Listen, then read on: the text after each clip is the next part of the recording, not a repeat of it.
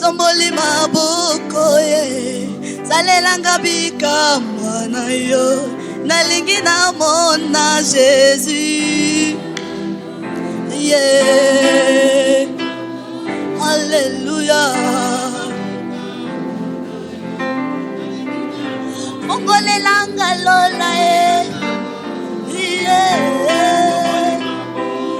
Jésus fongolelanga lola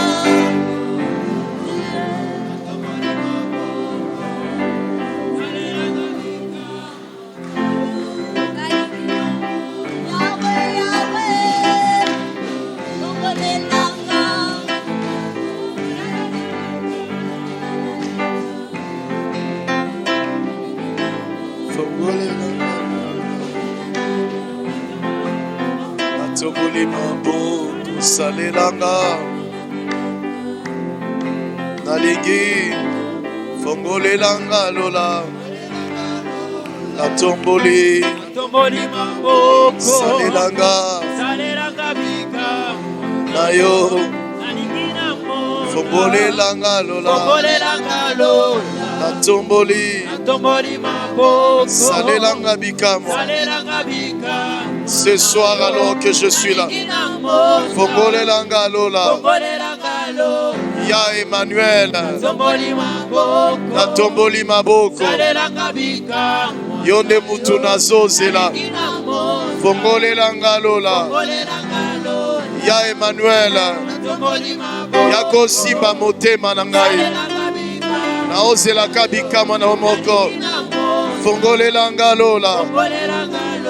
Ya osunganga na bikamwa na tomboli maboko na yo na lingi na mon fongole langa lola ya Emmanuel na ya nazawa na lingi na umeli mingi libanda ya Emmanuel ngayoyo ya osimba motema na ngai na yo fongole langa lola na tomboli naza kolemba te poende na makoki na ngai fongole langa lola na tomboli maboko salelanga bikamwa na yo nalingi ya Emmanuel na bondeli Zembo ezandeli bondeli na ngai na ye awa po ete na tombola maboko na ozela kabikamo epana fongole langa lola yo likonzi ya mitema yo moyebi mitema momona mitema fongole langa lola na tomboli maboko po bisika nzambe azali pole kotaka fongole langa lola na tomboli maboko ngai wana yawa akolemba mena kozonga kotelema makasi fongole langa lola na tomboli maboko na simamise na bolingo ya nzambe na yo nalingi fongole langa lola na tomboli maboko salelanga bikamwa na yo nalingi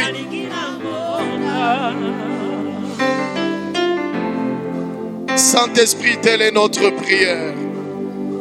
Saint-Esprit, telle est ma prière ce soir. Ouvre tes écluses des cieux. Et du reste, merci pour tes écluses des cieux qui sont ouverts au-dessus de nous.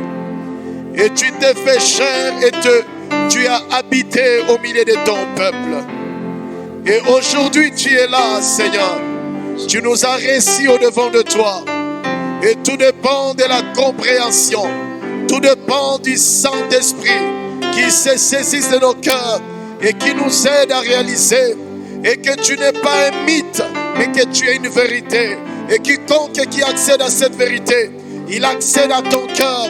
Alors voilà pourquoi je prie ce soir qu'aucune personne de nous ne s'approche de toi comme un religieux, mais que toute personne cet après-midi s'approche de celui qui a les derniers mots, qui a le premier et les derniers mots de nos vies. Il s'appelle Jésus. Merci Jésus de toucher nos vies, de toucher nos cœurs. Merci Jésus de faire partie tout et chacun de nous avec son exaucement. C'est pourquoi nous sommes venus. Ce qui est comme nos attentes. Je déclare cet après-midi et que Jésus ne te permettra pas de rentrer tel que tu es venu. Laisse qu'il tienne, laisse qu'il te tienne à te soutenant, qu'il t'accorde. C'est pourquoi tu es là ce soir. Saint-Esprit, bénis-nous par ta parole et révèle Jésus. Au nom de Jésus-Christ. Amen. Amen. Amen. Amen. Amen. Amen. Amen. Nous voulons dire merci au Saint-Esprit. Tunasema asante kwa Roho Mtakatifu Et nous voulons dire merci à sa grâce. na tunapenda kusema asante kwa neema yake, Parce que plus le jour kwa avance sababu zaidi siku zinaenda et plus Satan est en train de nous faire croire que nous pouvons abandonner. na zaidi shetani anapenda tuaminishe ya kwamba inabidi tuakatie Mais on est là parce que il a vent de notre vie. Amen. Amen. Amen. Amen. Amen. Comment évolue ton jeûne? Mafungo yako inaendelea namna gani? Comment ça évolue? Ça va très bien. Inaenda vizuri? Ça évolue bien? Inaenda vizuri? Ou bien la faim là? Ama njaa iko pale? Ça évolue bien? Inaenda vizuri? Qui a tombé? Qui a dit, en tout cas, je ne sais pas comment évoluer, mais je suis en train quand même de manger. Je prie que le Seigneur te soutienne ce soir. Alléluia. Amen. Amen. Amen. Amen. Amen. Nous bénissons donc le Seigneur. Tunambariki sasa wa Et milele. nous voulons juste parler pendant quelques minutes Na tunapenda tuseme kwa madakika fulani, et puis avoir un temps de prière kisha baadaye kuwa na wakati wa et kuomba, puis rentrer. kisha kurudi. Alors depuis hier, nous avions lu un texte qui nous a été d'une grande bénédiction. Tangu jana tulisoma shairi ambayo ilikuwa kama vile baraka. Combien la réussite n'est pas que la responsabilité de Dieu, Mara ngapi kuweza si tu majukumu yote ya ni Mungu, moins l'irresponsabilité de l'homme. ama kinyume kutokuwa na majukumu ya mwanadamu. Pendant que je priais, le Saint-Esprit a ajouté d'autres mots et que je voulais ajouter. Ijapokuwa wakati nilikuwa naomba, Roho Mtakatifu aliongeza mambo ambayo Il nilipenda m'a dit que nilete. c'est très important de le souligner. Na aliniambia ni ya muhimu sana kuitilia Je kistari. crois par la grâce de Dieu au courant alors de la semaine qui va nous donner la chute et je vais vous parler de ce qu'est la réussite pour la gloire de Dieu. Ninaamini Mungu kwa juma nzima nitawaambia ni nini kuweza kwa Mungu. Et en cela aussi, je vais vous parler des ennemis de la réussite. Na kwa ile pia nitawaambia maadui wa kuweza. Alors, nous sommes dans 2 Rois. Na sasa tuko ndani ya Wafalme 2 wa Rois pili. chapitre 20, le verset 1 à 6. Wafalme wa pili sura yake 20 mstari wake wa. Cette vérité se trouve aussi réellement dans le livre de 2 Chroniques, Hii kweli inapatikana ndani ya kitabu cha mambo ya siku ya pili au chapitre 23. kwa mstari wake ule wa 23. Là aussi, ça parle toujours de la même personne. Pale nako wanatuzungumzia tu mtu moja. La Bible nous dit ceci. Biblia inatuambia hivi. Non, au chapitre 29, pardon. 29. La Bible nous parle de Ézéchias. Biblia inatuzungumzia Ezekia. La Bible nous dit Ézéchias devint roi à l'âge de 25 ans. Biblia inatuonesha Ezekia alikuwa mfalme wa miaka Et il 25 régna 29 ans à Jérusalem. na akatawala miaka 29 Et Yerusalemu. ici, dans le livre de Chroniques, on nous révèle même les noms et l'identité de ses parents. Na hata ndani ya kitabu cha mambo ya siku wanatuonesha ni nini anwani ya wazazi yake. Mais la Bible déclare il fit ce qui est droit aux yeux de l'Éternel. Na Biblia inasema akafanya ile ambayo ni ya sheria mbele ya macho ya milele. Entièrement comme avait fait David son père. Vile vile kama vile Daudi baba yake alifanya. En réalité, David n'est pas le père biologique d'Ézéchias. Tukisema kweli, Daudi si baba wa Ezekia. Mais quand on lit le livre de Rois, Lakini wakati tunasoma kitabu cha Wafalme, David est le modèle d'Ézéchias. Ezekia anachukua mfano kwa Daudi. Il est le modèle de la royauté.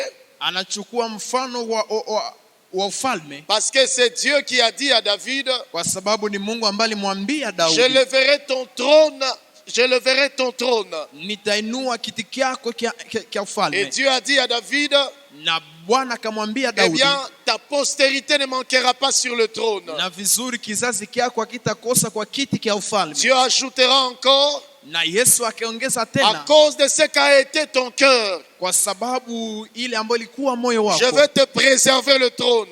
nitalinda kiti cha ufalme Et nous kwa ajili l'avons yako. vu même, Na tuliona après hasa que le fils de Salomon, baada mwana wa Salomon, Roboam, s'est compromis, Roboamu akitoka ndani ya lengo, les 12 tribus d'Israël se sont divisées. na kabila 12 za Israeli zikatengana. 10 étaient au nord, 10 zilikuwa mpande étaient mwingine au sud. na zingine 2 zilikuwa Les mpande 10 mwingine, avaient la capitale comme Samarie. na zote zilikuwa na mahali ambapo mfalme Ceux anaketi qui kama étaient au vile nord Samaria. avaient la capitale Samarie. Wale ambao walikuwa mpande wengine walikuwa na kapitali Et kama ceux vile qui étaient au Samaria, sud avaient la capitale comme Jérusalem. na wale ambao walikuwa mpande wengine walikuwa na kapitali kama vile Et Yerusalemu. Ézéchias régnait sur Jérusalem. Na Ezekia akatawala yule Yerusalemu. Et la Bible nous dit, il fit ce qui est droit aux yeux de l'Éternel. Na Biblia inasema akafanya ile ambayo ni ya muhimu mbele ya macho ya milele. C'est-à-dire que Ézéchias n'a pas donné cela à la responsabilité de Dieu. Ni kusema Ezekia hakuachilia ile mambo yote kwa majukumu ya Mungu. La Bible déclare au verset 3, la première année de son règne, Biblia inasema mstari wa 3, siku yake mwaka wake wa kwanza wa utawala wake, au premier mois, kwa mwezi wake wa il kwanza ouvrit les portes de la maison de l'Éternel akafungua milango ya nyumba wa milele et il les repara. na akazitengeneza. C'est-à-dire que Ézéchias Ni kusema Ezekia a ouvert l'adoration, akarejesha upya maabudu, a donné accès au culte, akapatia nafasi ibada. a donné accès aux offrandes, Ezekia akapatia nafasi mais sadaka, aussi Ézéchias a rétabli la Pâque.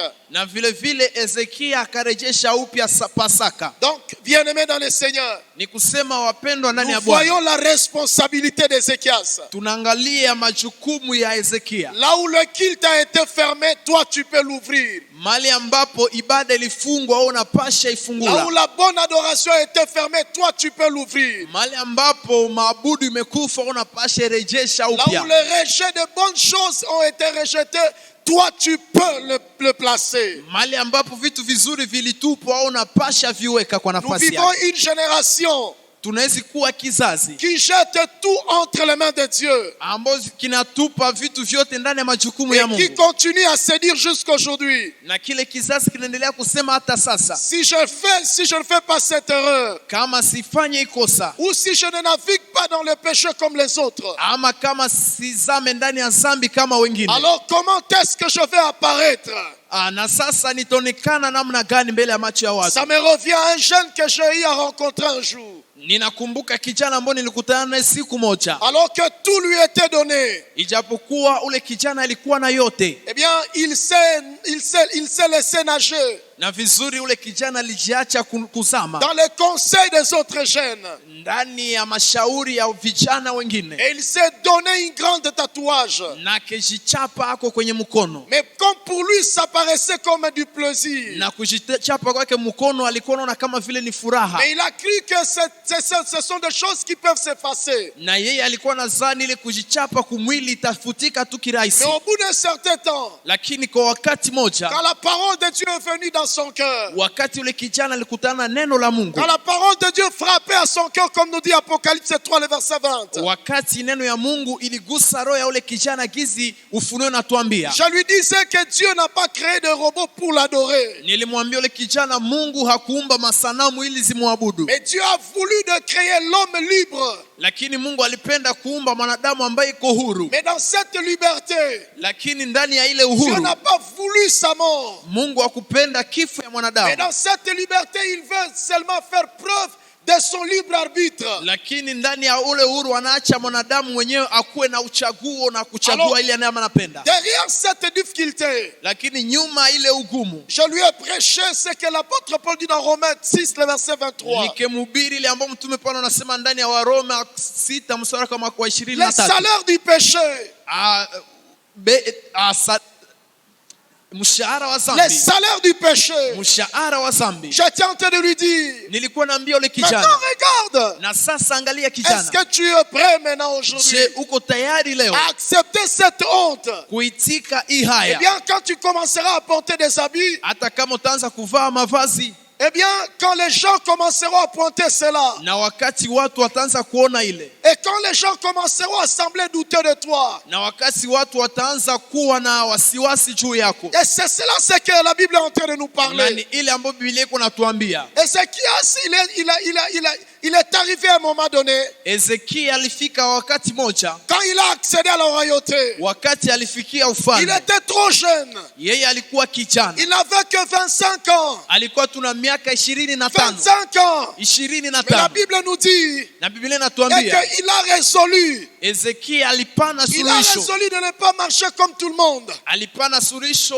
kutokutembea kama vile Il watu a wote. résolu de ne pas jeter tout ça entre les mains de Dieu. Aliamua kutokutupa majukumu yote kwa Mungu. Ne pensez pas que lui aussi n'avait pas d'opportunité. Usizani ya kwamba naye kukuwa na fursa, Et parce quoi il était devenu roi. na japokuwa yeye alikuwa mfalme. C'est-à-dire qu'il avait toutes les possibilités possibles dans sa vie. Ni kusema Ezekia alikuwa na fursa yote ya Il kufanya yote avait ndani la ya maisha yake. possibilité de coucher avec les gens sans que même on lui demande quelque chose. Alikuwa na fursa ya kuzini na kila mtu bila kumwomba kitu Mais fulani, il a résolu dans son cœur. lakini alitoa la suluhisho ndani ya Mais moyo aussi, wake. il avait l'identité d'un parent. Hata kama alikuwa na majukumu kama vile mzazi, Il pouvait aussi se compromettre comme d'autres parents qui le font.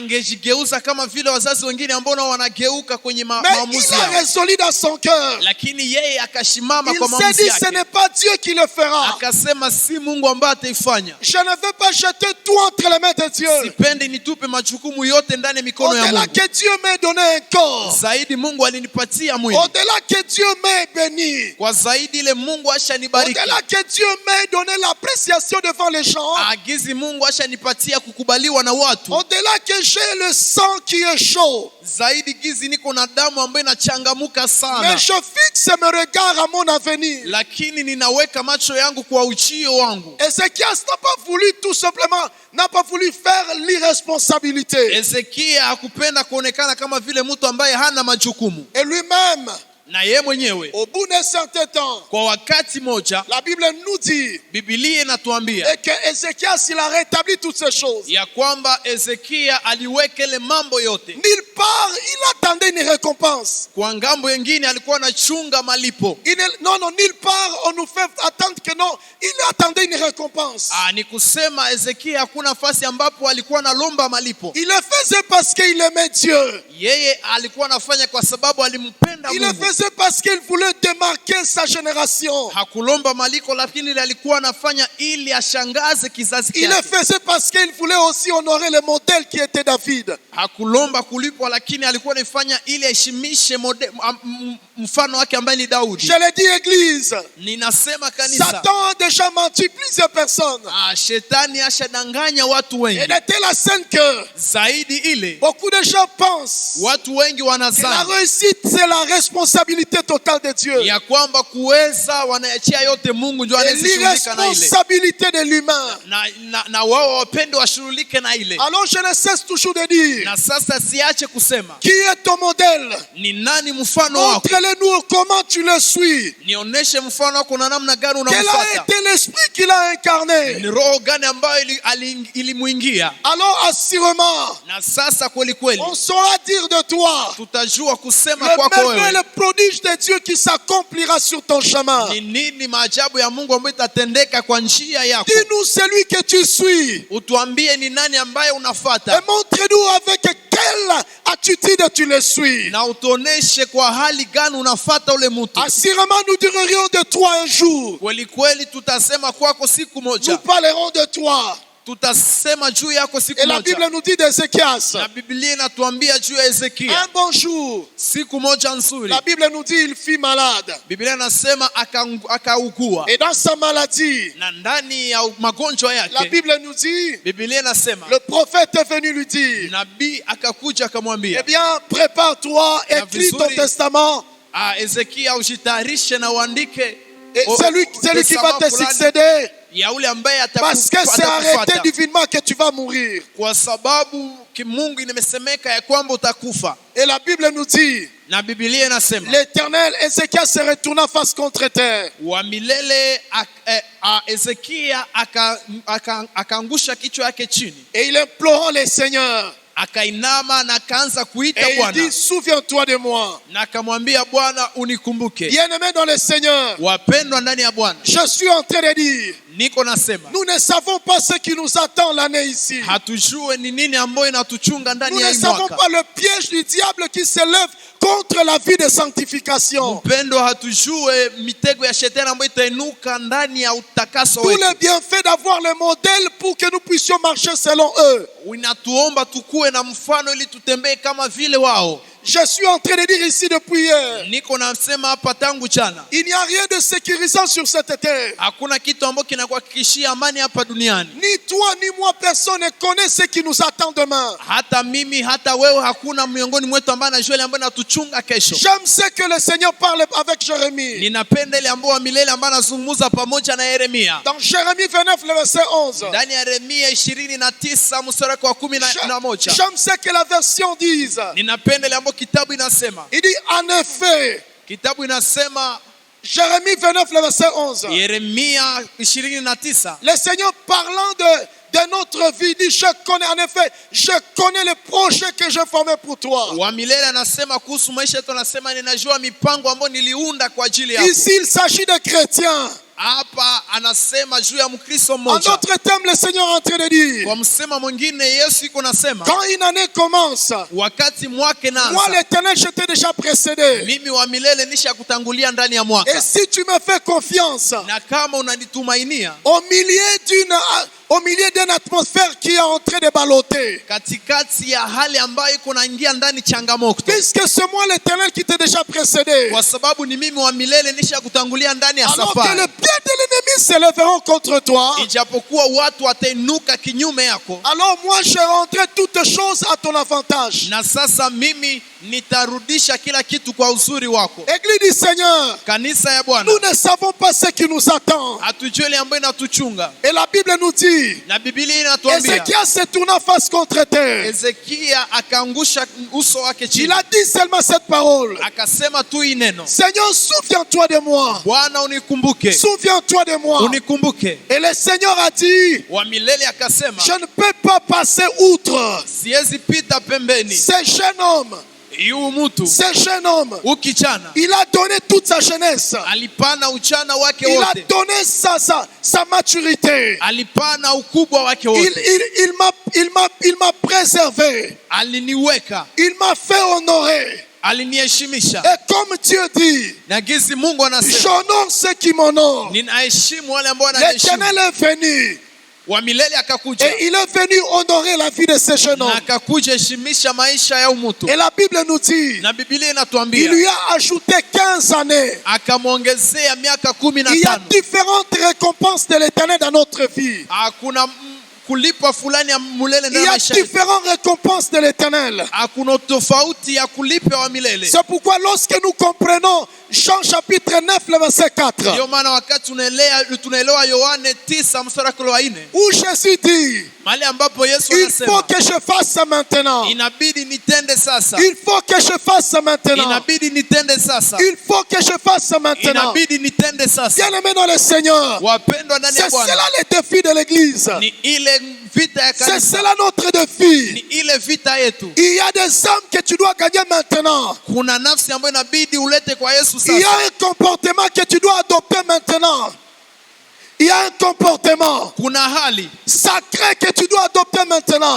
ya umuhimu ambayo inabidi ukuwe nayo sasa. Il y a un anglais que tu dois apprendre maintenant. Kuna Kiingereza ambayo inabidi ujifunze sasa. Il y a un flamand que tu dois apprendre maintenant. Kuna msemo fulani ambayo inabidi ujifunze sasa. Il y a il y a un travail que tu dois apprendre maintenant. Kuna kazi ambayo inabidi ujifunze sasa. Même si ça ne produit pas aujourd'hui. Hata kama haina matokeo Mais leo. tu ne sais pas comment est-ce que Dieu Lakini haujue namna gani Mungu. fera concourir le temps et les circonstances pour toi. Namna gani Mungu atakuja kugeuza hali kwa ajili yako Il mwenyewe. y a une conjugation que tu dois apprendre maintenant. Kuna tendo fulani ambayo inabidi ujifunze sasa. Ne sois pas au milieu des gens qui disent Usikuwe miongoni mwa watu ambao oh non, wanasema le français n'achète pas la boisson. hapana, Kifaransa akiuze pombe. Arrêtez, ce sont les gens frustrés. Muache, wale watu ni watu ambao wanaishi ndani ya huzuni. Je suis en train de dire à quelqu'un, Niko naambia mtu, tu peux devenir grand que tu deviendras grand non pas parce que tu es passé par l'université. utakuwa mkubwa hapana kwa sababu ulipita kwa chuo kikuu. Non, non, non, non, non. Hapana, Je hapana. crois qu'il faut aller à l'université. Ninaamini kwamba mtu inabidi ende soma Mais chuo tout le kikuu. monde n'aura pas l'argent pour aller à l'université. Lakini kila mtu hatakuwa na pesa ya kumlipia chuo Mais je kikuu. peux faire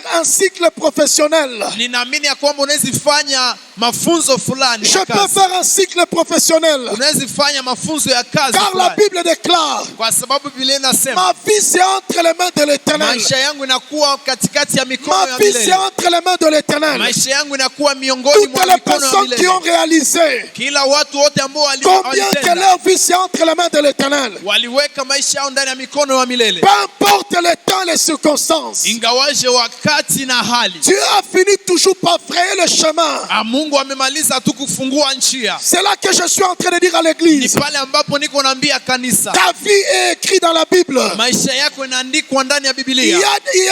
y a la méditation de la Bible que tu dois appliquer maintenant. Hakuna utafakari fulani ndani ya Biblia ambayo inabidi utafakari Pour sasa, que demain, ili kesho, parce que tu ne sais pas demain. kwa sababu haujue kesho, Tu ne sais pas combien de pièges qui sont sur ton chemin. haujue mitego ambayo iko kwa njia yako, Où Satan est en train de préparer contre toi. mitego ambayo shetani iko natayarisha kwa ajili yako. C'est pourquoi il y a des versets. Il y a la méditation de la Bible que tu dois appliquer maintenant. Ndio maana kuna matafakari fulani ambayo inabidi utafakari ndani ya Biblia sasa. Ne dis pas que ça ne sert à rien. Usiseme ya kwamba haina maana Parce kutafakari neno la que Mungu, ici dehors, kwa sababu hapa il y a nje les gens qui croient à la polygamie. kuna watu ambao wanaamini kuwa na wanawake Et on wawili, s'en sert de la Bible. lakini ni kinyume ya Et Biblia. on se sert de la Bible Na wanatumikisha Biblia pour wale les watu faire plonger dans les bêtises. ili tu wazame ndani ya mambo mabaya. Tout ça pourquoi? Ile yote kwa nini? Parce qu'à la base, Kwa sababu il y a eu des parents.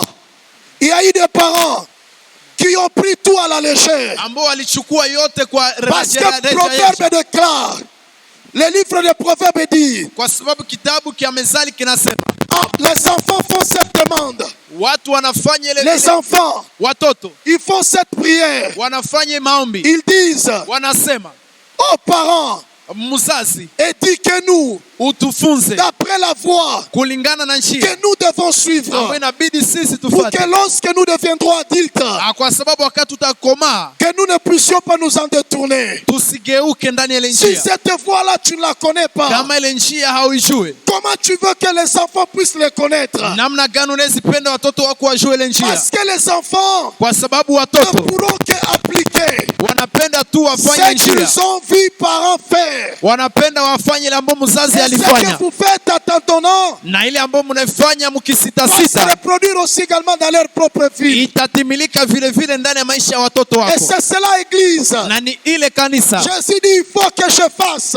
Yesu anasema inabidi Tandis qu'il nipende est jour. wakati ngali Nous siku. avons une année, Tunakuwa na mwaka mais nous ne maîtrisons rien. lakini hatujue Nous ne kitu, maîtrisons rien. hatujue kitu, Tu ne sais pas les combats qui s'élèvent contre ton foyer. haujue vita ambayo inainuka kwa unyumba wako, Tu ne sais pas les combats qui s'élèveront contre ta vie de sanctification. haujue vita ambayo itainuka kinyume ya maisha yako ya utakaso, Parce que la Bible déclare, kwa sababu Biblia inasema et le diable rôde tout autour, na shetani anazunguka mahali pote cherchant qui dévorer. akitafuta nani Ta atameza. vie de sanctification cherche à être dévorée. Maisha yako ya utakaso shetani anatafuta Ta ili vie de ainyang'anye. crainte de Dieu, Satan est en train de chercher à la dévorer. Shetani kwa tafuta ili akunyang'anye maisha ya Mungu. Ta vie de prière, Satan est en train de chercher à la dévorer. Shetani kwa tafuta ili akule maisha yako ya maombi. Il y a la sécurité, la prière que nous devons comprendre maintenant. Kuna ulinzi ndani ya maombi ambayo inabidi tuelewe kwa sasa. C'est pourquoi la Bible nous dit, Ndio maana Biblia inatuambia il faut que je fasse maintenant. maintenant, inabidi nitende sasa pendant qu'il est encore jour. wakati ingali siku. C'est là que je suis en train de dire à l'église. Ni pale ambapo niko naambia kanisa, Pour mieux faire, ili kutenda vizuri il faut être au milieu de ceux-là qui attendent Dieu. inaomba ukuwe miongoni mwa wale ambao wanasikiliza Mungu. Et la bonne chose Na namna nzuri que nous donne l'attendement de Dieu, ambayo inatupatia kumchunga Mungu, ça nous permet d'attendre Dieu et de développer la rapidité. inatusaidia kumsikiliza Mungu na kuongezea vile vile urahisi wa kumsikiliza. Lisez ce texte avec moi. Tusome shairi pamoja nami. Ephésiens chapitre 1er, le verset 18. Waefeso sura ya kwanza mstari wa 18. On va lire aussi Marc chapitre 2, le verset 7 à 8. Tutasoma Marko 2 mstari wa kwanza mpaka 8. Et on va peut-être, par la grâce de Dieu, laisser le temps à la prière. Na tutamaliza kwa neema ya Mungu na kuinuka ndani ya maombi. La Bible déclare dans Ephésiens 1, le verset 18. Biblia inasema Waefeso 2 mstari wa Ephésiens 1, le verset 18. Waefeso 1 mstari wa 18. Et puis Marc chapitre 2, le verset 7 à 8. Marko 2 mstari wa 7 Je voulais mpaka vous faire constater quelque 8 yake. chose. Nilipenda kuonesha kitu fulani. L'apôtre Paul, quand il écrit aux Éphésiens, Ile ambayo inaandikwa ndani ya Waefeso. voici ce qu'il dit. Tuangalie ile ambayo mtume Paulo anasema. Il dit, qu'importe, Anasema ingawaje de toute manière, kwa namna yote, que ce soit pour l'apparence, ikuwa hata kwa utu, que ce soit sincèrement, ikuwa hata kwa uhakika, Christ n'est pas moins annoncé. Kristo. Ça c'est Philippiens, j'ai dit Ephésiens 1, le verset 18. Hii ni Waefeso 1 mstari wa 18. Ça c'est Philippiens, mais j'ai dit Ephésiens 1, le verset 18. Ninasema Waefeso 1 mstari wa 18. L'apôtre Paul dit ceci, Mtume Paulo anasema hivi dans Ephésiens 1, le verset 18. ndani ya Waefeso 1 mstari wa 18. Il dit, et qu'il illumine les yeux de votre cœur. Anasema na macho ya mioyo zenu, Qu'il illumine les yeux de votre cœur. Qu'il illumine les yeux de votre cœur. angazie macho ya mioyo zenu, Pour que vous sachiez ili mjue quelle est l'espérance qui est attachée à son appel. ni nini matumaini ambayo inaambatana na mwito wake. Quelle est la richesse de la gloire de son héritage Ni nini utajiri wa utukufu wa neema yake qu'il réserve aux saints. ambaye anahatarishia watakatifu. Ceux qui gênent, Wale ambao wanafunga, ceux qui sont en train de gêner, wale ambao wako nafunga ils ont la facilité d'attendre Dieu. wanakuwa na uwezo wa kumsikiliza Mungu. Mais ce texte nous donne la manière dont ils attendent Dieu. Lakini isha ile inatupatia namna ambayo mtu anasikiliza Mungu. L'apôtre Paul dit, il illumine les yeux de vos cœurs. Anasema na aangazie macho ya mioyo zenu. Je disais ici hier, Nilisema hapa et que le jeûne ya kwamba vous mafungo donne une manière d'attendre Dieu, inawapatia namna ya kumsikiliza Mungu, loin du méthode de la prophétie. zaidi inawapatia unabii. C'est une dimension qui est au-dessus de la prophétie. Ni kusema ni kiwango ambayo iko juu ya unabii. Je vais appeler cette dimension qui est l'épouse de la prophétie. Nitaita hii kiwango ni bibi harusi wa unabii. Eh bien, cette méthode rapide, Na vizuri hii namna ya Daudi et c'est une manière qui vous permet de développer une intelligence active. ni namna ambayo inatusaidia kutengeneza akili ambayo inaenda Elle vous upya. permet de développer une intelligence active. Na inatusaidia kutengeneza akili mpya. D'après ce texte, Kupitia shairi, c'est quoi une intelligence active? ni nini akili mpya? C'est un cœur qui attend. Ni moyo ambao unachunga, Ou c'est une imagination.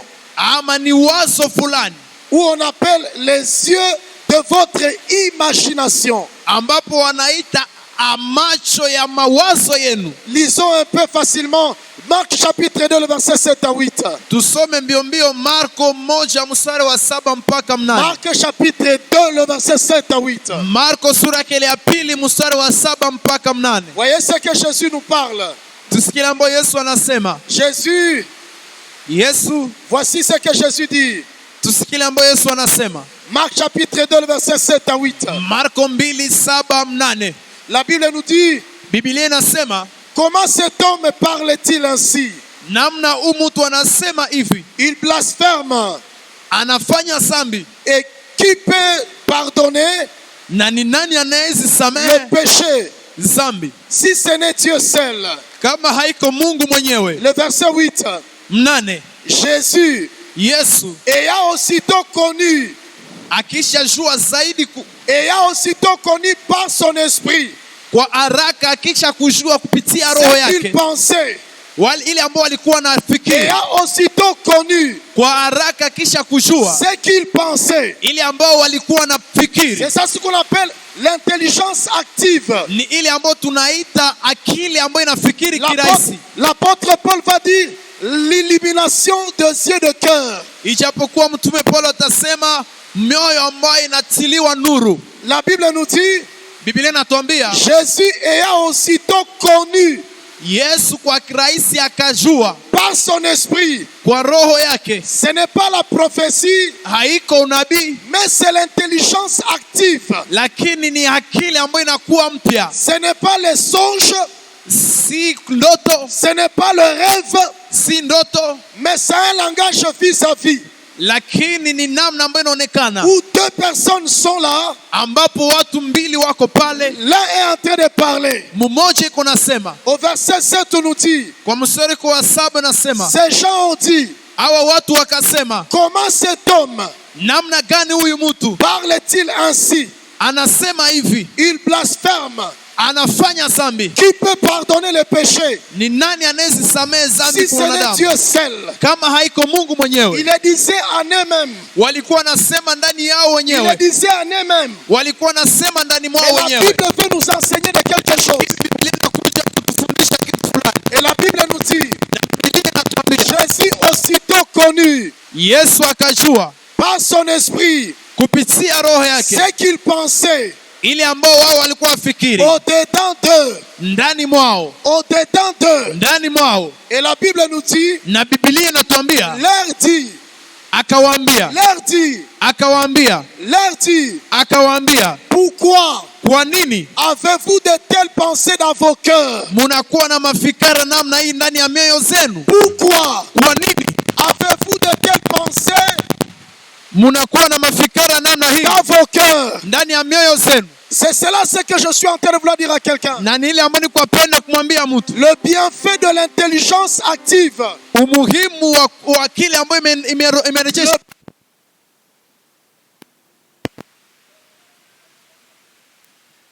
Lorsque nous jeûnons, Wakati tunafunga, lorsque nous jeûnons et nous prions, wakati tunafunga na tunaomba, lorsque tu es en train de grandir dans les chaînes, wakati tunaendelea ndani ya mafungo, il y a une dimension que tu vas développer, kuna kiwango ambayo inabidi uendeleshe, dont la Bible appelle ambayo Biblia inaita une intelligence rapide.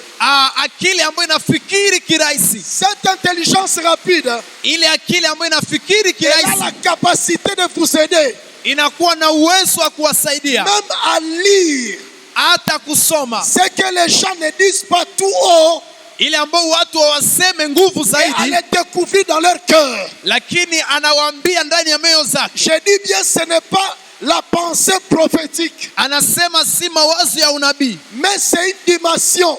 lakini ni kiwango. Oh, Ijapokuwa beaucoup de personnes, watu wengi Satan les gens déjà menti, shetani ashawadanganya et que ça ne sert à rien ya kwamba haina maana de suivre Jésus, ya kumfuata Yesu, d'être conduit par le Saint-Esprit. kuongozwa na Yesu. Or, Satan, il sait, Ijapokuwa shetani anajua si vous vous laissez être conduit par le Saint-Esprit, kama unajiacha kuongozwa na Roho Mtakatifu, cette dimension ile kiwango va vous aider à être au-dessus des réalités. itawasaidia kukua juu ya kweli, Parce que l'intelligence active kwa sababu akili ambayo inafikiri va mbio vous mbio aider à surmonter les problèmes. itawasaidia kupiga shida.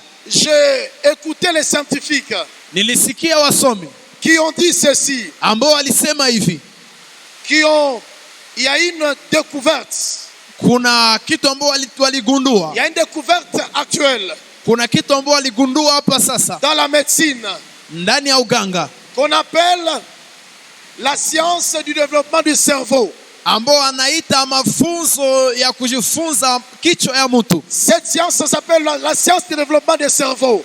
Ile usomi inaitwa mafunzo ya kujifunza kichwa ya mtu. Quand je lis ces deux versets, wakati nasoma usomi fulani, je réalise ninatambua que la science, ya kwamba usomi au fait, n'a rien à étonner le chrétien. haina kitu ya kushangaza wa Kristo, Mais la science ne fait que accomplir ce que la parole de Dieu est vérité. lakini usomi inafanya tu kutimiza ile ambayo neno ya Mungu ni kweli. On parle du développement du cerveau. Wanazungumzia cerveau fulani. Ton cerveau est censé se développer selon eux. Ni kusema kichwa yako, ubongo wako inabidi itende zaidi yao. Et ça s'appelle la neuroplasticité. Na inaitwa neuroplasticité. C'est une science, la neuroplasticité. La neuroplastique. Neuroplastique. La neuroplastique. Neuroplastique. C'est cette science-là Ni ile usomi qui a la responsabilité ambayo inakuwa na majukumu d'étudier le développement du cerveau. ya kujifunza namna gani kichwa inaweza tumika. Oh, quand nous parlons de la prophétie, Ijapokuwa wakati tunajifunza la prophétie,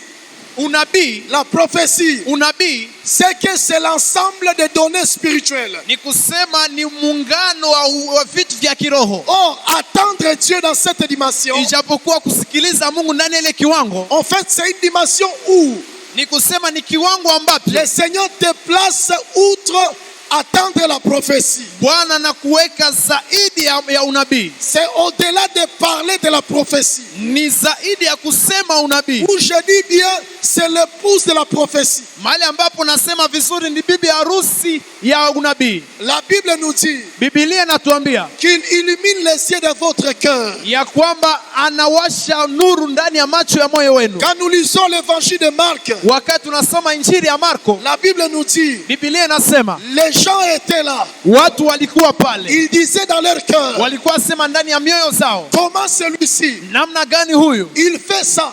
anafanya hivi? C'est avec quelle magie? Ni namna ni uchawi wa namna gani? Mais au verset 8, Ndani ya mstari wa 8, Jésus, Yesu ayant aussitôt connu par son esprit. kirahisi akishajua kupitia roho yake. Vous savez, dans le développement du cerveau, Mnajua ndani ya kutumika kwa akili, on parle qu'il y a le cerveau gauche et le cerveau droite. wanasema kuna kuwa akili ya kushoto na akili ya kuume. Je ne vais pas vraiment parler ici pour gagner le temps. Sitasema mingi ili nigomboe muda. Sachez ce soir Lakini mjue jioni ya leo, que akili yako inakuwa na parti mbili. Ubongo wako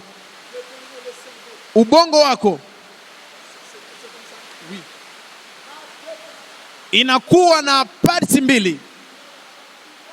Kuna kuwa upande wa kuume na upande wa kushoto, ambao unazifanya.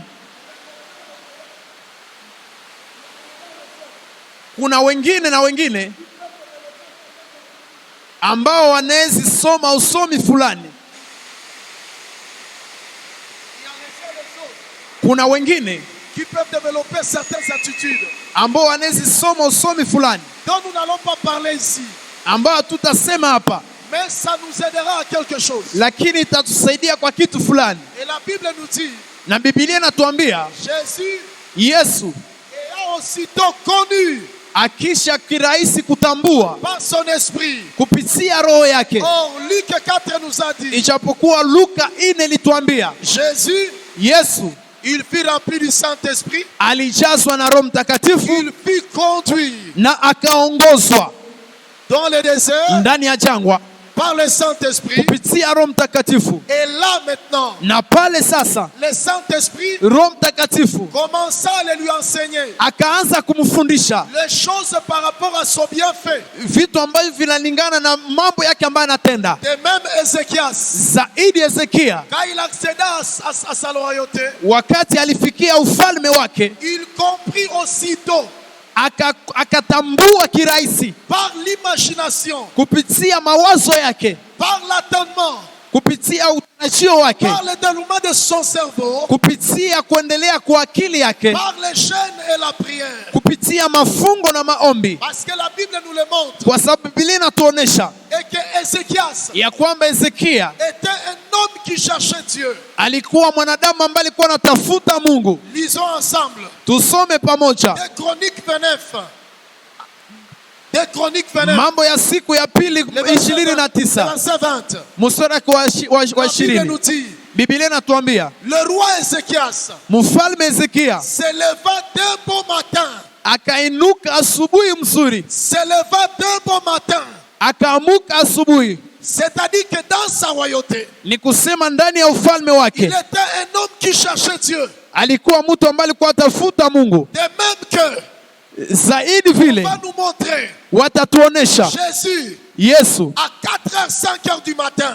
kwa 4h na 5h ya asubuhi, 3h, 4h, 5h du matin. 3h na 5h anaamuka, Il est debout en train de chercher Dieu. anaamuka nenda natafuta Mungu. Et quand les disciples viennent le trouver, Na wakati wanafunzi wanakuja il dit, kumtafuta, allons de l'autre côté. wanasema twende sasa kwa ngambo Là yengine, aussi, je dois prêcher la parole de Dieu. na mimi kule nabidi nihubiri neno la Mungu. Et la Bible nous dit, Na Biblia inatuambia le roi Ézéchias mfalme Hezekia s'éleva d'un bon matin. akainuka asubuhi. Ici, le bon matin, Hapa neno asubuhi que c'est un homme qui ne trouvait pas du plaisir de dormir.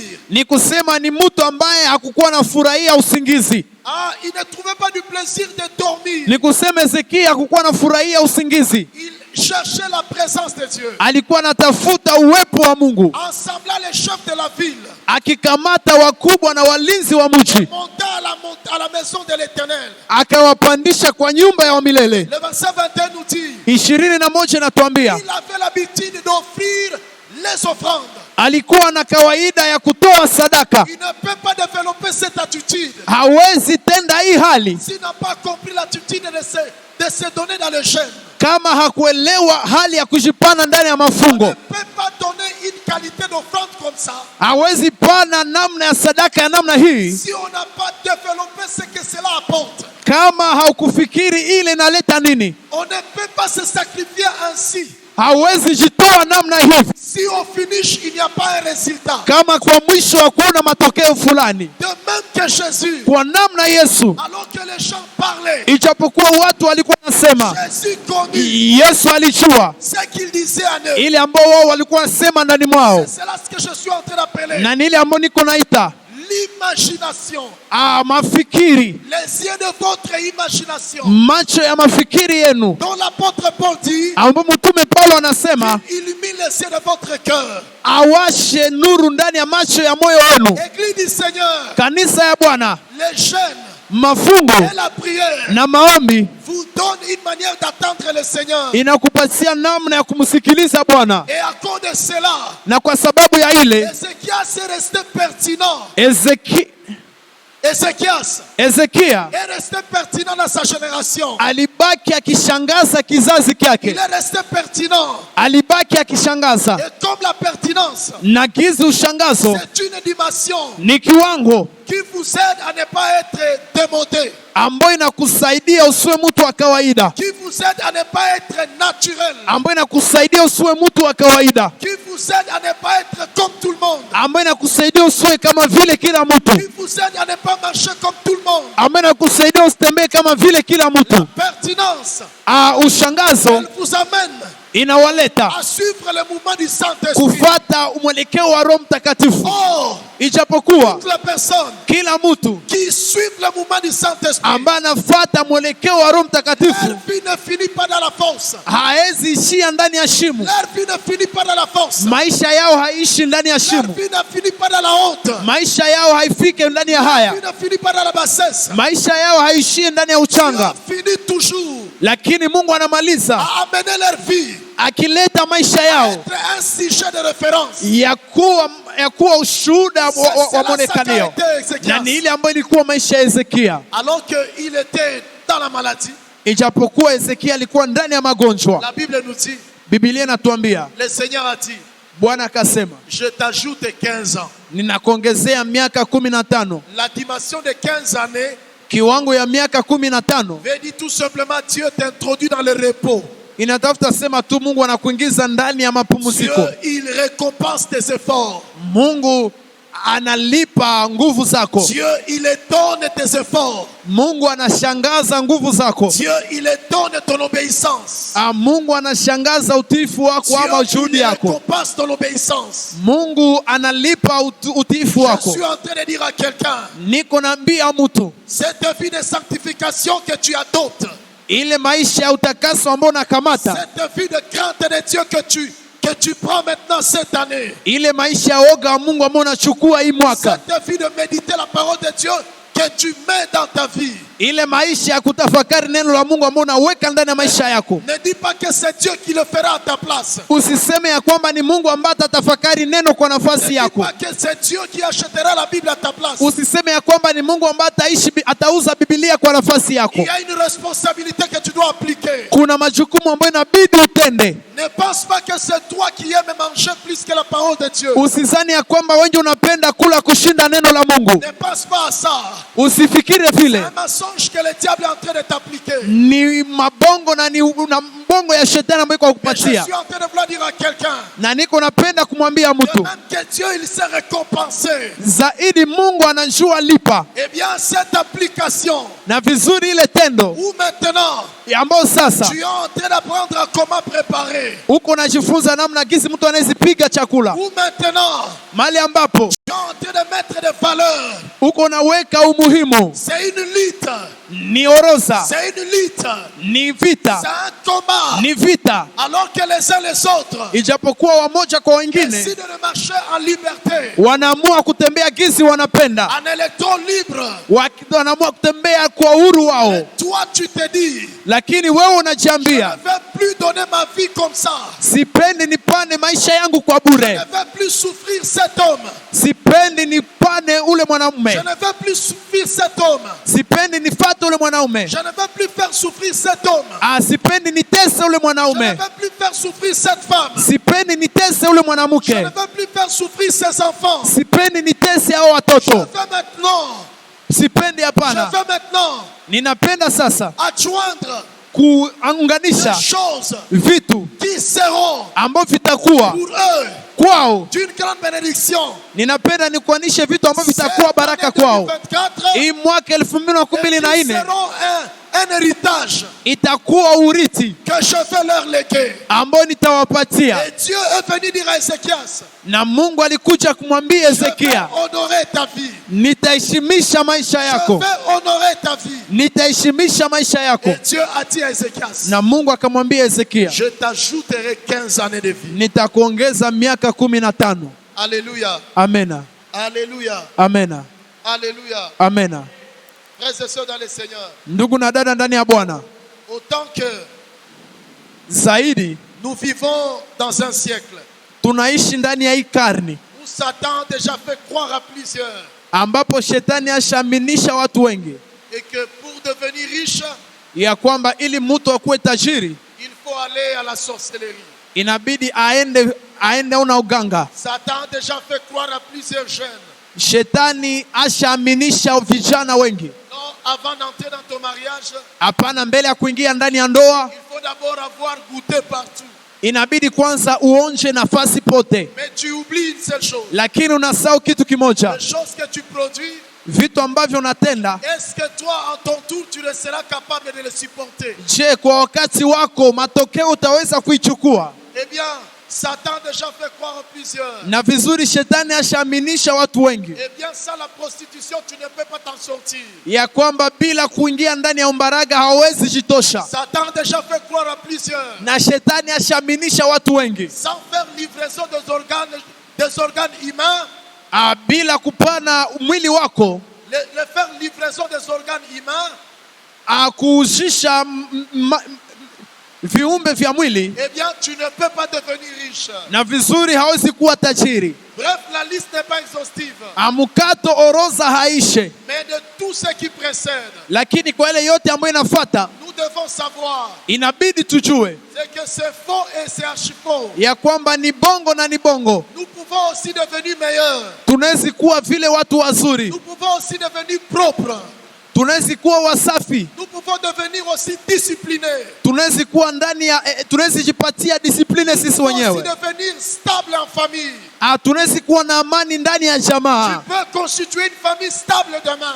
Unaweza tengeneza amani kesho. Tu peux constituer une famille stable demain. Unaweza jenga jamaa ya amani kesho. Nous pouvons aussi aspirer à la richesse. Na sisi pia tunaweza fikia utajiri. Nous pouvons aspirer aussi à être un bon ministre. Na sisi pia tunaweza fikia kuwa waziri Nous mkuu. pouvons aussi devenir le bon pasteur. Na sisi pia tunaweza kuwa pasta mzuri. Nous pouvons aussi servir bien le Seigneur. Tunaweza fikia kuhudumia Mungu vizuri. Tout bref, Ni kusema nous mkato, pouvons y arriver. tunaweza fika, Nous pouvons y arriver. tunaweza fika, Mais pour ce faire, lakini ili ifanyike nous devons développer inabidi kwanza tujende une communion intense avec Dieu. uhusiano mzuri pamoja na Une Mungu, communion intense avec la parole de Dieu. uhusiano wa nguvu pamoja na neno la Mungu. Derrière cette communion, Na nyuma ile uhusiano le psaume dit ceci. ambao Zaburi inatuambia hivi, Ceux qui partaient porter les semences en pleurant, wale ambao walienda wakipanda mbegu wakilia, ils sont revenus avec des chants de triomphe.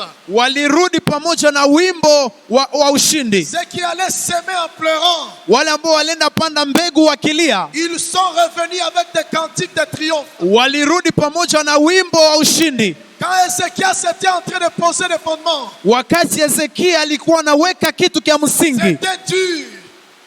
C'était dur. ilikuwa C'était dur. C'était dur. C'était nguvu. ilikuwa nguvu, C'était dur. ilikuwa nguvu, Les gens se moquaient de lui. na watu walikuwa Ne wanamchekelea. pense pas que c'était facile. Usizani ya kwamba ilikuwa rahisi. Un peuple qui avait marché longtemps dans l'idolâtrie. Taifa ambayo ilitembea muda mingi ndani ya kuabudu sanamu, Maintenant, un petit Ézéchias, na sasa Hezekiasi muloko il apparaît anatokelea et il dit ceci. na anasema hivi, Nous devons ouvrir les portes. inabidi tufungue milango. Ce n'était pas facile. Hapana, ikukuwa rahisi. Malgré qu'il était le roi, Wakati alikuwa mfalme, mais on pouvait s'opposer à lui. wangempiga, On pouvait s'opposer à lui. wangemupinga, On pouvait s'opposer à lui. wangemupinga. Parce que la Bible nous montre Ijapokuwa Biblia inatuonesha qu'il y a des rois kulikuwa wafalme qui ont s'est opposé à lui. ambao walimpinga. Même Jésus, Hata Yesu les gens se sont opposés à lui. watu walimpinga. Alors toi, Sasa wewe tu ne feras pas l'exception. hautakuwa wa Eh kipekee. bien, mais Ézéchias, Wakati Hezekia malgré ça, ijapokuwa ufalme il n'a pas wake, baissé les bras. lakini Il n'a hakuachililia pas baissé les bras. hakuachililia mkono, Il a quand même défini. aliendelea tu kamata nguvu, akasema On ouvrira les portes. watanifungulia milango. Après les portes, Mfungua milango. Ézéchias a rétabli l'adoration. Hezekia alirejesha upya maabudu. Les gens n'aimaient plus l'adoration. Mahali ambapo hakukuwa maabudu, Les gens n'aimaient plus l'adoration.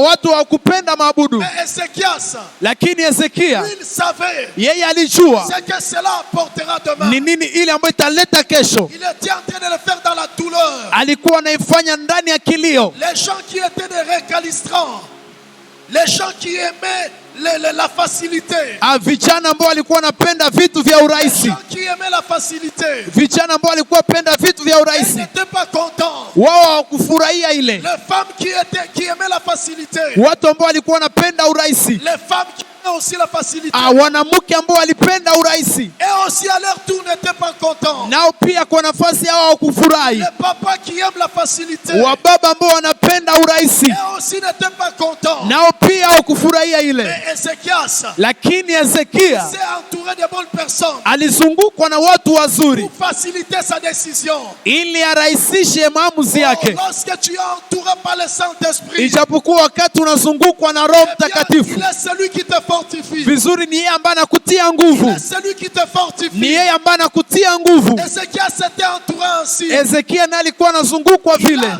Il a restauré l'adoration. alirejesha upya maabudu, Il a restauré les chaînes. alirejesha upya Il a mafungo, restauré la prière. alirejesha upya maombi, Et ça lui a facilité à attendre Dieu. na imurahisisha kusikiliza Mungu. À la fin, la Bible nous dit, Kwa mwisho Biblia inatuambia c'est lui qui a été récompensé. ule ambaye alilipwa Et son nom est écrit dans la Bible. na jina yake inaandikwa ndani ya Biblia. Pareille chose ne s'est pas passée. Mambo ya namna hii haikupitika. Outre Josué, Wakati wa Yoshua, outre Josué, zaidi ya Yoshua, Josué qui a parlé au soleil. Yoshua ambaye alizungumza na jua Et le soleil s'est arrêté. na jua ikashimama. De même Ézéchias. Zaidi ile Hezekia, De même qu'Ézéchias. kwa namna Hezekia Lui aussi, naye vile à son temps, kwa wakati wake, lui aussi il a attendu Dieu. na alisikiliza Mungu Et il a appliqué. na akatenda, Il a appliqué. akatenda. Quand Dieu est venu dans sa vie, Wakati Mungu alikuja ndani ya maisha yake, l'Éternel a ôté la maladie. wa milele alitosha magonjwa ndani ya Nous maisha ne yake. savons pas ce qui nous attend. Hatujui ile ambayo inatuchunga, Mais notre obéissance, lakini utiifu wetu, notre obéissance à attendre Dieu, utiifu wetu wa kumsikiliza Mungu, cela va payer dans ta vie. ile italipa ndani ya maisha Cela yako, viendra te sauver à quelque chose. ile itakuja kuokoa. C'est pourquoi Jésus dit, Ndiyo maana Yesu il anasema faut que je fasse inabidi nitende maintenant, wakati ya pendant sasa, qu'il est jour. wakati ngali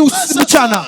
Ndugu na dada, Cette étude que tu apprends, hii mafunzo ambayo unajifunza, ce français que tu apprends, ile Kifaransa ambayo unajifunza, ou cette école d'automobile que tu apprends, ama ile mafunzo ya kutembeza gari ambayo unajifunza, ou je sais pas, la coupe et couture que tu apprends, ama ile kushona nguo ambayo unajifunza, ou être enseignant que tu apprends, ama ile ambayo kuwa mwalimu ambayo unajifunza, bien tout ce que tu es en train d'apprendre, na vizuri ile yote ambayo unajifunza, ne prise rien, usizarau kitu, ne prise rien, usizarau kitu, ne sais pas haujue ce que le Seigneur ile ambayo Bwana c'est en train de te préparer. iko na kuchungia. Mais Satan, Lakini là, shetani c'est lui qui est en train de vouloir ni yeye ambaye iko te napenda faire exposer à kukurudharaulisha une vie naïve, kwa maisha à mabaya, une vie naïve, kwa maisha ya à chini, une vie naïve. kwa maisha ya chini. Ces champs que tu es en train de cultiver aujourd'hui, Hawa vitu ambavyo kunatenda leo, les champs shamba que tu es en train de cultiver aujourd'hui, ambayo uko na lima leo, ne néglige pas ça. usizarau ile shamba, Ne dis pas que non, ça ne sert à rien. useme ya kwamba ina maana kulima. Derrière ce que tu es en train d'apprendre, Nyuma ile ambayo uko na lima il y a quelque chose. kuna kitu La fulani, prière que tu es en train de faire, maombi ambayo ne kunafanya, néglige pas ça. usizarau. La Bible nous dit, Biblia inatuambia Anne, la fille de Phanuel, Ana, la fille de Phanuel, binti ya Fanuel, la fille de Phanuel, binti ya elle Fanuel resta dans le temple alibaki ndani ya en hekalu train de prier akiomba, parce qu'elle avait kwa sababu la alikuwa connaissance na ujuzi que Jésus doit venir. ya kwamba Yesu inabidi Elle, akuje. elle priait Alikuwa naomba pour que le Seigneur ili Bwana accélère atende la venue du Messie. umbio wa kuja La kwa Bible Yesu. nous dit, Biblia quand inatuambia Siméon a vu Jésus, wakati Simoni alimwona Yesu, voici ce qu'il a dit. angalia ile ambayo alisema, Seigneur, Bwana, tu peux laisser maintenant, unawezi baki sasa, tu peux laisser maintenant unawezi acha sasa ton serviteur mtumishi s'en wako aller en paix. aende kwa Oh, salama, parce qu'il a compris kwa cela. sababu alielewa ile. Frères et sœurs, Ndugu na la dada, prière d'aujourd'hui maombi yako ya ont leo une direction. iko na mwelekeo, Les chaînes d'aujourd'hui mafungo yako ya ont leo une direction. iko na mwelekeo. Ne pense pas que tu passes à Usizani côté. ya kwamba unapita Ne pembeni, pense pas que c'est un appel à anodin. usizani ya kwamba ni mwito wa bure, Ne pense pas que c'est un appel à tondeur. usizani ya kwamba ni mwito wa bure. Derrière ceci, Lakini nyuma ya hii, derrière ceci, nyuma ya hii il y a quelque chose kuna kitu fulani que Dieu est en train d'apprendre. na ambao Mungu iko najifunza, Ainsi donc, na vile sasa n'accepte pas usiitike que Satan ya kwamba shetani te convainc akuvutie et que ta vie ya kwamba maisha yako ne peut que marcher, haiwezi tutembea, ne peut que marcher inawezi tutembea en train de manger matin, midi et soir. ukikula asubuhi, jioni na magharibi. Ne pense pas à ça. Usizani vile, Ne pense pas à ça. usiwaze vile. Alors nous allons nous mettre debout Na sasa tutashimama et nous allons passer un moment dans la prière. na tutapitisha wakati ndani ya maombi. Nous voulons passer quelques moments dans la prière. Tunapenda tupitishe wakati fulani ndani ya maombi. Nous voulons prier. tunapenda tuombe et nous voulons élever le Seigneur. na tunapenda tuinue Bwana. Quelqu'un va dire au Saint-Esprit, Mmoja ataambia Roho Mtakatifu, je veux être cette personne que tu peux conduire. ninapenda nikuwe ule mtu ambaye utaongoza. Je veux être cette personne qui ne va pas mépriser le sacré. Ninapenda nikuwe ule mtu ambaye hata dharau mambo ya utakatifu. Je ne veux pas être cette personne Sipendi nikuwe ule mtu qui marche en ennemi de la croix. ambaye anatembea kama adui wa msalaba. Je ne veux pas être cette personne. Sipendi nikuwe ule mtu Parce que kwa sababu il y a des bienfaits de Dieu. kuna uzuri wa Mungu, Il y a des bienfaits de l'Éternel. kuna uzuri wa milele, Il y a des bienfaits de l'Éternel. kuna uzuri wa milele. Longtemps ta vie et ma vie. Longtemps ta vie et ma vie. Siku nyingi maisha yako na maisha yangu A marché vent et marée. imetembea kwa upepo na kume. Longtemps ta vie et ma vie.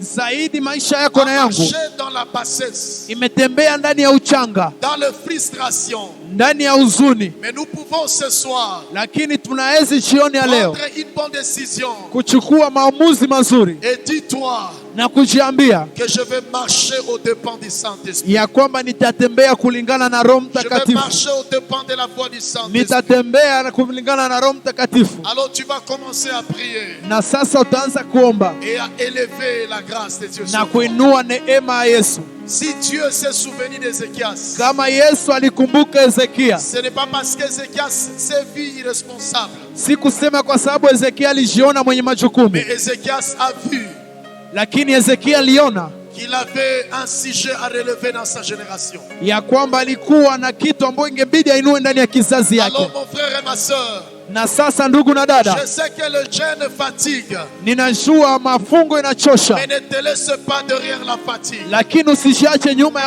Parce que mchoko, tu dois passer une autre dimension. kwa sababu inabidi upande kiwango wengine. Ton cerveau et ta vie chrétienne doivent se développer. Akili yako na ubongo wako inabidi iendelee. Dieu doit rendre ta vie plus que sensible. Inabidi Mungu alete maisha yako zaidi ya Alors uaminifu. élève nos prières Na sasa tunainua pendant maombi yetu quelques minutes kwa madakika fulani, et commence à dire à Dieu. na uanze kumwambia Mungu Juste 5 minutes. madakika tu 5. Élève ta prière. Inua maombi yako, Élève ta prière. inua maombi yako. L'apôtre Paul dit Mtume Paulo anasema qu'il illumine les yeux de mon cœur. aangazie macho ya moyo wangu. Celui qui mange matin, midi et soir, Ule ambaye anakula asubuhi, jioni na ses magharibi, yeux ne peuvent pas être illuminés. Mungu haezi, macho yake hawezi Son kuwa na nuru. cerveau ne va pas se développer. Ubongo wake hawezi endelea. Quelqu'un est en train de prier Dieu. Mtu mmoja iko naomba Mungu Pendant que wakati ambapo tu es en train d'élever ta voix, uko nainua sauti yako, ne te laisse pas influencer par la pluie. usijiache kusumbuliwa na mvua, Mais tu as intérêt à approcher ton cœur. lakini unakuwa na sheria ya kukamata Tu moyo as wako, intérêt à fixer ton cœur unakuwa na sheria ya kuweka moyo wako devant le Créateur. mbele ya wa milele. Dis au Créateur, Ambia wa milele, fais-moi grâce. nipatie neema, Fais-moi grâce nifanyie neema, de ne pas me compromettre. nisijigeuze. Fais-moi grâce Nifanyie neema, de ne pas abandonner. nisitoke ndani ya lengo, Parce que l'intérêt de ma vie kwa sababu sheria ya maisha yangu est caché inavichwa dans ma dimension de t'attendre. ndani ya kiwango yangu ya kukusikiliza. Les lieux et les endroits, Nyuma les lieux mahali et les endroits na nafasi où je suis censé marcher ambayo inabidi nitembee dépend de comment je t'écoute. inalingana na namna gizi na kusikiliza. Mes peurs et mes craintes, Lakini woga wangu, mes peurs et mes craintes, woga wangu, mes peurs et mes craintes woga wangu ne sont que finis iache ishe par ma capacité à t'attendre. kupitia uwezo wangu wa kukusikiliza. Alors prie le Seigneur, Na sasa omba Bwana, prie Jésus, omba Yesu, demande au Saint-Esprit omba Roho Mtakatifu la grâce neema de ne pas vivre une vie chrétienne oisive, ya kutokuishi maisha ya Ukristo ya une bure, vie chrétienne irresponsable. nyuma ya kutokuwa na majukumu, Parce qu'il y a plusieurs vies kwa sababu kuna maisha mengi qui seront bénies ambazo zitabarikiwa qui béniront les Seigneurs na zitabariki Bwana par toi et moi, kupitia wewe na mimi, par notre église. kupitia kanisa letu. Bénis le Seigneur alors. Prie, prie. Omba, omba.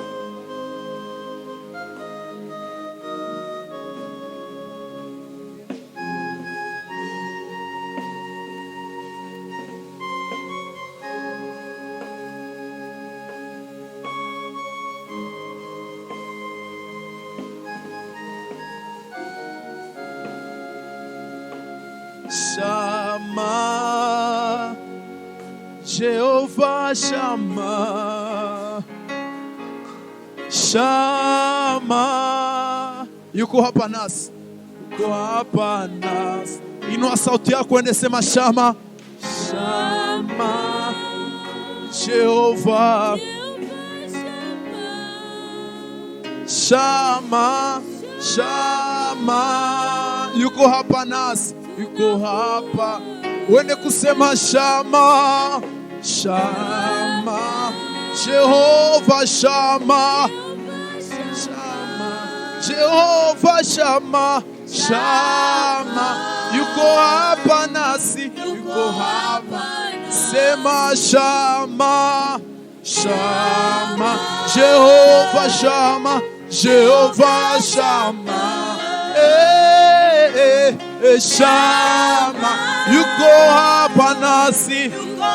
Sema nguvu zako zinatenda, roho yako unagusa moyo, roho wako watawa mahali hapa Shama. Wende kusema nguvu zako zinatenda, moyo wako unagusa, roho wako watawa mahali hapa Shama. Enda sema nguvu zako Yesu, nguvu zako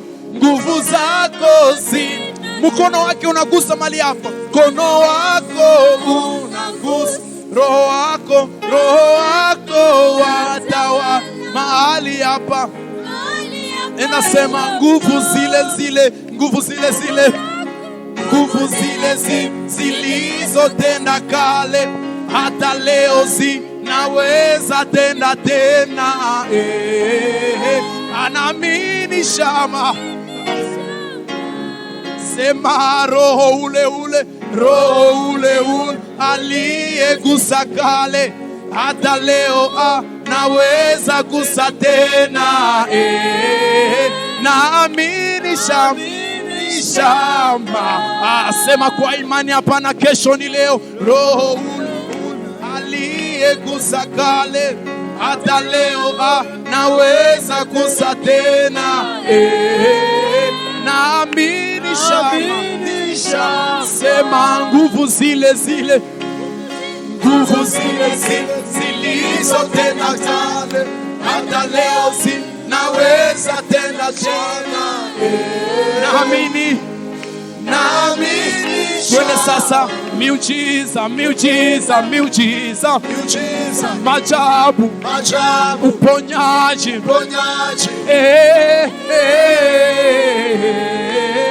Nitaishi hapana kesho ni leo tu. Twende miujiza, maajabu, uponyaji.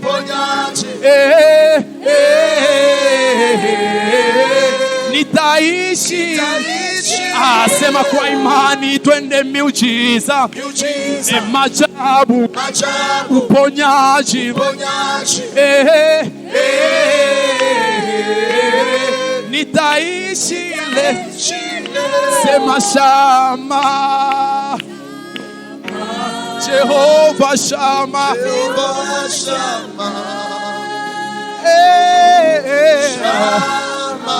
Jehovah Shama.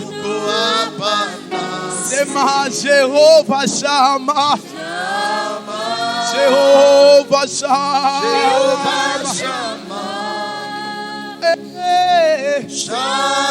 Tunakuabudu mali hapa Shama. Nguvu zako zinatenda, mkono wako unagusa, Roho wako watawala mahali hapa mahali hapa shamba. Sema nguvu zako Bwana, Zako zinatesa, alabrabausha Roho wako unagusa, Roho wako watawala mahali hapa shamba. Si on peut acclamer Jésus. kama tunaweza shangilia Yesu. Alléluia. Amen. Amen. Amen. Alléluia.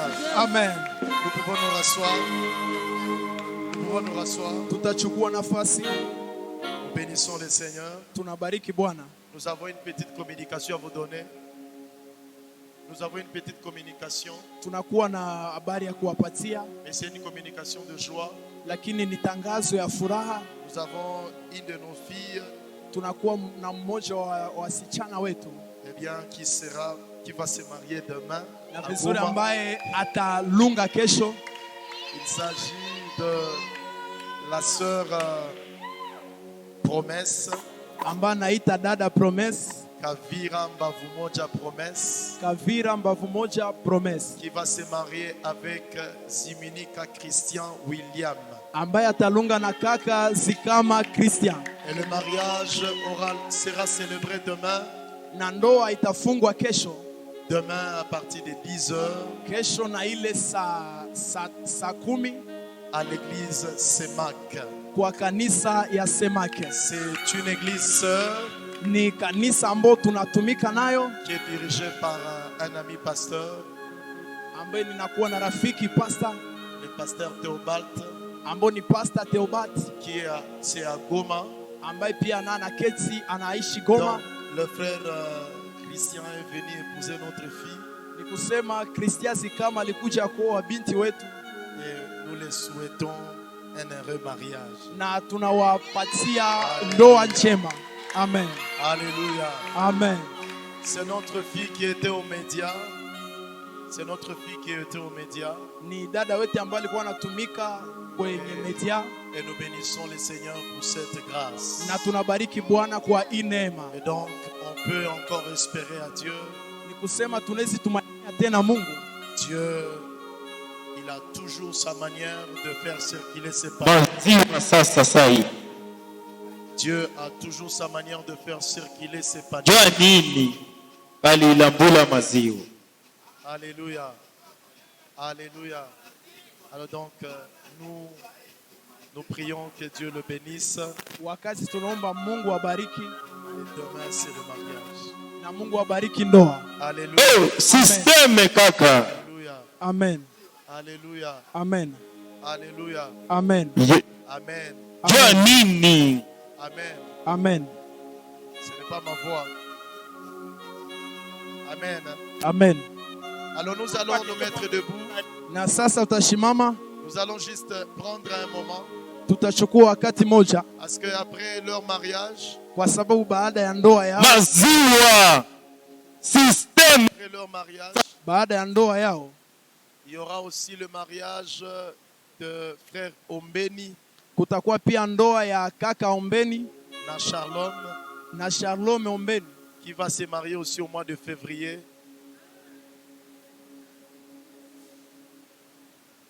Nous allons vous informer aussi bientôt.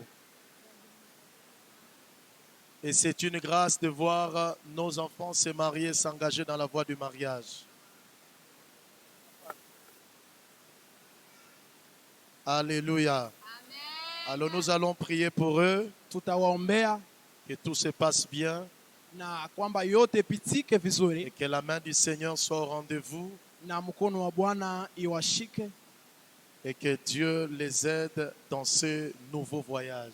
na Mungu awasaidie ndani ya hii safari mpya. Nous croyons que nous avons déjà fait ce que Dieu nous a demandé de leur donner. Tunaamini ya kwamba sisi tutafanya ile ambayo Mungu alituomba tuwapatie, Certes, nous continuerons à les accompagner spirituellement na vizuri sisi tutaendelea kuwasindikiza, Sisteme ya maziwa. et nous avons besoin de le voir réussir. na tunakuwa na haja ya kuwaona Yes. kuweza. Alléluia. Amen. Alors c'est pourquoi nous allons donc prier le Seigneur. Ndio maana tutawaombea Bwana. Tu vas élever ta voix et tu vas prier pour Christian et Kwa system ya maziwa, maziwa, system ya maziwa. bien ya kwamba yote ipitike vizuri que l'Église soit honorée et glorifiée. na kanisa iheshimiwe na ipatiliwe Alors sifa. élevons nos prières et prions le Na Seigneur. Alilambula maziwa. tuombe Bwana. Pendant que tu pries, System demain on va kaka ya prier pour ton maziwa enfant. sahi. Wakati uko naomba na kesho pia itakuwa ture ya mtoto ya. Pendant que tu pries, demain on priera pour ton enfant. Wakati uko naomba na kesho pia watombea mtoto wako. Peut-être Nairo. que l'enfant se mariera en Europe, là où nous ne serons pas là. Pengine mtoto wako ataolewa Europa mahali ambapo tutakuwa, Mais nous prierons pour lui ou pour elle. lakini tutamwombea kwa ajili yake. Que Dieu les soutienne. Mungu amsaidie. Que Dieu les accompagne. Mungu awasindikize. Que Dieu soit avec eux. Que Dieu soit avec eux. Que le Seigneur marche avec eux. Que l'autorité suprême de Dieu marche avec eux. Que le bonheur et la grâce de Dieu vous accompagnent. Le Dieu qui a permis votre rencontre. Le Dieu qui a facilité votre rencontre. Qu'il soit votre bouclier. Nous bénissons l'église Sémac. Là où vous allez être bénis demain. Nous prions que Dieu vous soit au rendez-vous. Que Dieu veille sur votre vie. Que le Seigneur vous prenne en charge. Que Dieu prenne contrôle de tout et de toutes choses. Que votre vie fasse éclater la parole de Dieu par le Saint-Esprit. Réussissez. Soyez heureux, contents. Nous déclarons que le Saint-Esprit vous soutienne. Nous déclarons que le Saint-Esprit est votre part de grâce. Nous déclarons que le Saint-Esprit est votre invité dans votre fête. Nous déclarons que tous les visiteurs, les invités que vous avez invités soient bénis par la grâce de Dieu qui marche avec vous. Soyez bénis par les seigneurs. Juminika William, soyez bénis. Oh, Kavira Promesse, soyez System bénis. ya maziwa sahi Je prie kabisa. au nom de Jésus, que le Seigneur vous bénisse et que sa grâce soit sur vous. Que vous soyez richement bénis. Que vous ne manquez de rien dans votre maison. Que le fruit de vos entrailles soit béni. Et cela au nom de Jésus-Christ de Nazareth. Nous prions et nous vous bénissons. Nous célébrons le Seigneur qui laisse élever sur vous son témoignage. Merci Saint-Esprit d'être avec eux. Au nom de Jésus-Christ et d'autres mariages qui sont en vie par cette église. Nous bénissons ton nom Seigneur. Et d'autres qui comprendront et que derrière ce que tu es en train d'exposer et que leur tour arrive, qu'ils restent à tes pieds, qu'ils s'accrochent à ta parole. Car il est écrit, rien n'est impossible à celui qui croit à l'éternel Dieu. Père, élève, alors que nous ne cessons de prier dans cette église, élève la conscience de ton peuple à la taille de ta parole.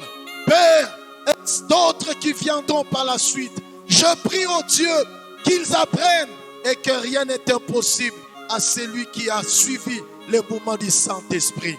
Père, que d'autres jeunes dans cette église et dans cette ville soient comme cette bénédiction qui bénit cette ville par la voie du mariage.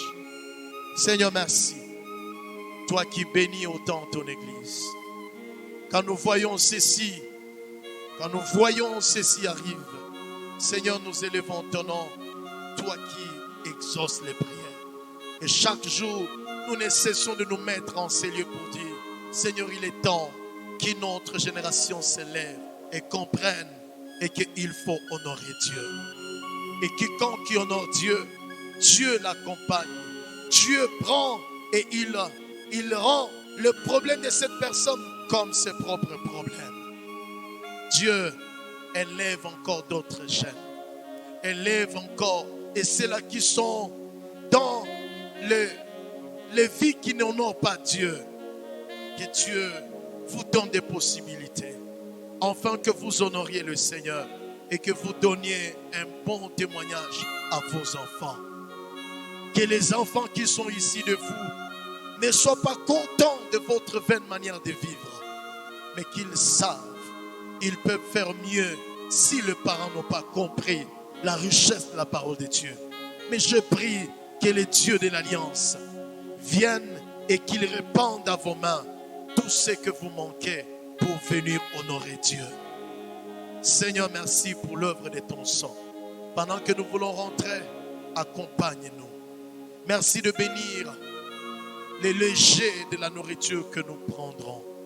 Merci de les sanctifier. Merci de rendre notre attendement de toi active. Et merci pour ce temps. Au nom de Jésus-Christ. Amen. Amen. Amen. Amen. Confessons la grâce. Tukiri neema, Oui, le ndio bonheur et la grâce wema na rehema m'accompagneront tous les zitanisindikiza jours de ma vie. kila siku ya Et maisha yangu, j'habiterai dans la maison de na l'Éternel nitaishi ndani ya nyumba ya jusqu'à milele la fin de mes jours mpaka mwisho wa maisha avec yangu, ma vie abondante. pamoja na maisha yangu ya utele na ya kujaza zaidi. Amina. Alors tu vas saluer une personne, Utasalimia mtu mmoja, tu vas lui dire courage, utamwambia kuwa na tu juhudi, vas lui dire la lutte continue. utamwambia vita inaendelea.